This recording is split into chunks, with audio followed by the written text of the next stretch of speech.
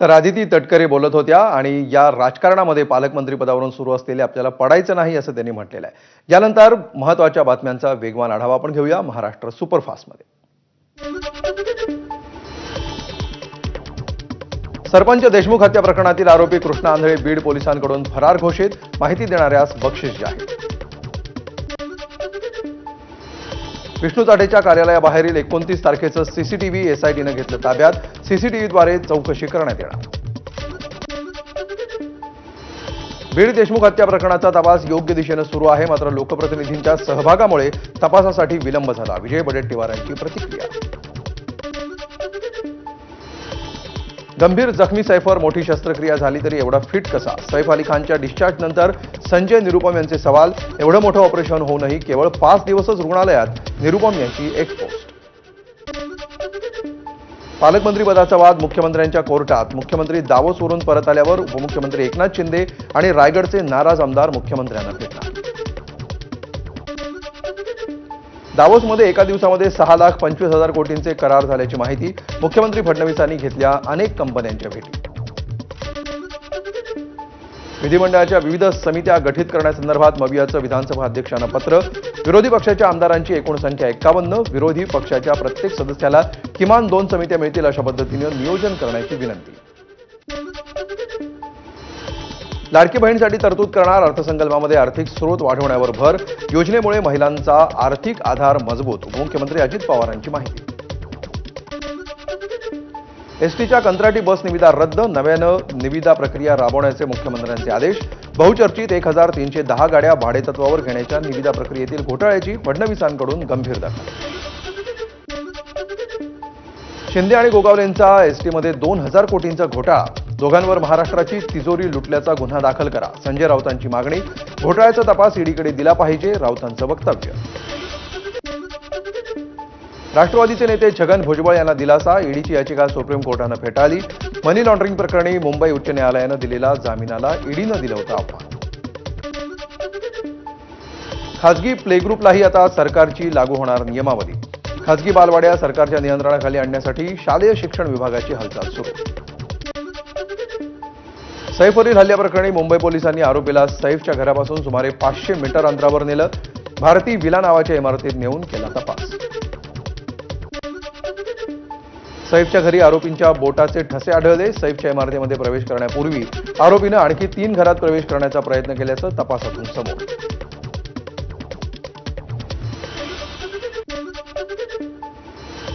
सैफ अली खान हल्ला प्रकरणामध्ये सैफच्या घराच्या झाडाझडतीमध्ये आरोपी शहजादची टोपी पोलिसांना सापडली। ही टोपी विश्लेषणासाठी न्यायवैद्यक प्रयोगशाळेत पाठवली। मुंबईच्या जोगेश्वरी पूर्वेमध्ये रेल्वे हद्दीतील अनधिकृत घरांवर रेल्वे प्रशासनाकडून कारवाई, आंदोलकांकडून पोलिसांवर दगडफेक, दगडफेकीमध्ये 5 पोलीस अधिकारी आणि कर्मचारी जखमी, 20 ते 25 आंदोलक पोलिसांच्या ताब्यात। कुर्ला बेस्ट अपघातात बस चालकच जबाबदार, बेस्टच्या अंतर्गत चौकशी अहवालातला निष्कर्ष, बेस्ट प्रशासनानं मुख्य सचिव सुजाता सोनिक यांना केला होता अहवाल सादर। अपघातामध्ये झाला होता 9 जणांचा मृत्यू। टोरेस गैरव्यवहार प्रकरणामध्ये आर्थिक गुन्हे शाखेनं 9 परदेशी आरोपींविरोधात बजावली ब्लू कॉर्नर नोटीस, मुख्य आरोपीनं 200 कोटी रुपये परदेशात पाठवल्याचा संशय। मंत्री मंगलप्रभात लोढांच्या मुलांमध्ये व्यापार चिन्हाच्या मालकीवरून वाद, धाकटे भाऊ अभिनंदन यांना लोगो वापरण्यापासून रोखण्यासाठी मोठे भाऊ अभिषेक यांची हायकोर्टात धाव, 27 जानेवारीला सुनावणी। मुंबईतील केईएम रुग्णालयाला 100 वर्ष पूर्ण झाल्यानिमित्तानं कार्यक्रमाचं आयोजन, उपमुख्यमंत्री एकनाथ शिंदेंची उपस्थिती, कार्यक्रम पत्रिकेमध्ये नाव असूनही अजितदादा अनुपस्थित।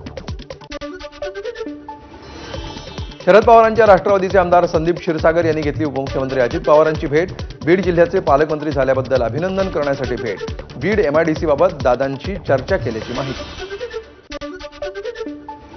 शिवसेना प्रमुख बाळासाहेब ठाकरेंना भारतरत्न पुरस्कार द्यावा, ठाकरे गटाची मागणी, या संदर्भात ठाकरेंचे पदाधिकारी पंतप्रधान आणि मुख्यमंत्र्यांची भेट घेणार। शिवसेना प्रमुख बाळासाहेब ठाकरे यांच्या जयंतीनिमित्त कलानगर मातोश्री परिसरामध्ये दोन्ही शिवसेनेकडून बॅनरबाजी, उद्या दोन्ही शिवसेनेचे मेळावे पार पडणार। रिक्षा आणि टॅक्सीच्या दरामध्ये 3 रुपये वाढ होण्याची शक्यता, परिवहन खात्याच्या प्रस्तावावर एमएमआरटीए घेणार निर्णय, सीएनजीचे दर वाढल्यामुळे मागणी, मान्यता मिळाल्यास रिक्षाचं भाडं 26 रुपये तर टॅक्सीचं भाडं 31 रुपये होणार. बीडच्या मांजरसुंब्यामध्ये कराडची दुसरी पत्नी ज्योती जाधवच्या नावे 9 एकर जमीन तर शेतकऱ्यांच्या जमिनीतील मुरुम उपसा करून स्वतःच्या जमिनीचा विकास केल्याचा शेतकऱ्यांचा आरोप. प्रशासनाकडे तक्रार करूनही कारवाई नाही, शेतकऱ्यांची माहिती.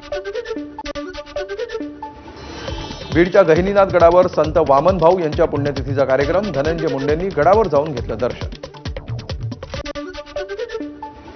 मृत महिलेला HIV झाल्याची अफवा पसरवलेल्या पोलीस कर्मचाऱ्याविरोधात बीडच्या पोलीस अधीक्षकांकडून चौकशीचे आदेश. पोलीस कर्मचारी दोषी आढळल्यास योग्य कारवाई करणार असल्याची माहिती. हिंगोलीमध्ये पेट्रोल पंपावर काम करणाऱ्या कर्मचाऱ्यांना डिझेल देण्यावरून रॉडनं बेदम मारहाण. मारहाणीची घटना सीसीटीव्हीत कैद.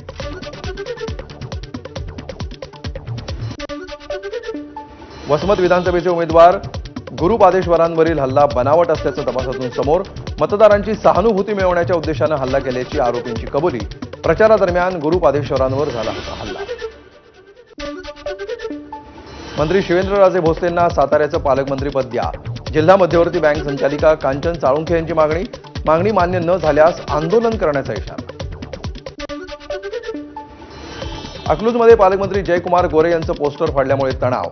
माळशिरसचे माजी आमदार राम सातपुतेंकडून घटनेचा तीव्र निषेध व्यक्त. तणावाच्या पार्श्वभूमीवर मोठा पोलीस बंदोबस्त. मुंबई पुणे द्रुतगती मार्गावर आजपासून 3 दिवस 12 ते 3 दरम्यान ब्लॉक. पुलाचे गर्डर्स बसवण्यासाठी MSRDCचा निर्णय.